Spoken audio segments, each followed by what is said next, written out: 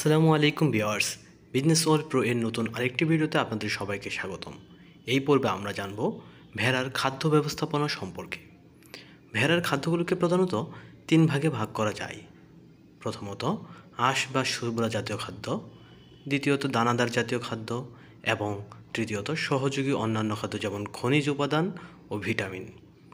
আঁশ বা ছোবড়া জাতীয় খাদ্যের ক্ষেত্রে যেমন খড়, সবুজ ঘাস বা কাঁচা ঘাস ইত্যাদি। দানাদার জাতীয় খাদ্য যেমন চালের কোড়া, গমের ভুসি, চাউলের খুদ, খেসারি ভাঙা, তিল বা বাদাম খৈল ইত্যাদি। সাধারণত 15 থেকে 20 কেজি ওজনের বয়স্ক ভেড়ার ক্ষেত্রে দৈনিক 1.5 থেকে 2 কেজি সবুজ বা কাঁচা ঘাস খাওয়ানোর প্রয়োজন পড়ে। প্রতিটি ভেড়াকে দৈনিক 250 থেকে 300 গ্রাম মিশ্রিত দানাদার খাদ্য সরবরাহ করতে হবে।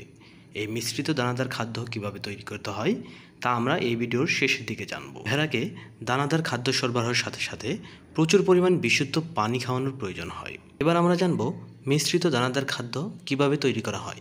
ভেড়াকে দানাদার খাদ্য হিসেবে সাধারণত চাল, গম, ভুট্টা ভাঙা, চালের কুড়া, গমের ভুসি, খোল, মাসকলাই বা খেসারি কলাই ইত্যাদি দেওয়া হয়ে থাকে। 1 কেজি মিশ্রিত দানাদার খাদ্য প্রস্তুতে সাধারণত গম, ভুট্টা, চাল ভাঙা দেওয়া হয়ে থাকে 300 গ্রাম, চালের কুড়া দেওয়া হয়ে থাকে 300 গ্রাম, ডালের ভুসি বা গমের ভুসি দেওয়া হয়ে থাকে 200 গ্রাম, খৈল 150 গ্রাম, ঝিনুক গুঁড়া 20 গ্রাম, লবণ 30 গ্রাম। এই উপাদানগুলোকে মিশ্রিত করে ভেড়ার জন্য 1000 গ্রাম ওজনের মিশ্রিত দানাদার খাদ্য তৈরি করা হয়ে থাকে।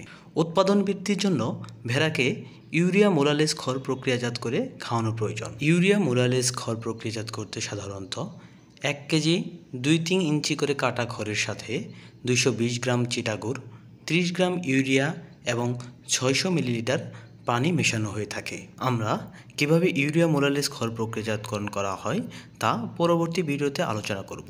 ভিডিওটি ভালো লাগলে লাইক, কমেন্টস, শেয়ার করে পাশে থাকার অনুরোধ করছি এবং সাবস্ক্রাইব করে পাশে থাকা বেল আইকনটি ক্লিক করার অনুরোধ জানাচ্ছি।